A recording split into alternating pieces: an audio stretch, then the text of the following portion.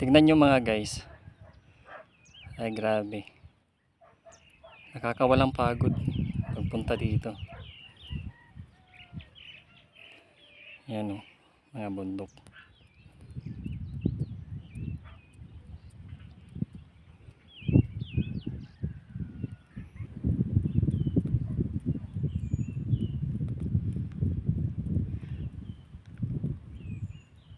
Kung gaano nyo pinapahalagahan ng kalikasan, ganyan kaganda ang kalikasan. Grabe, tanaw na tanaw dito ang ibang lugar. Yan.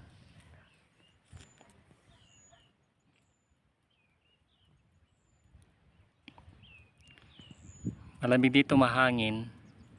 At syempre, sulit naman ang pagod.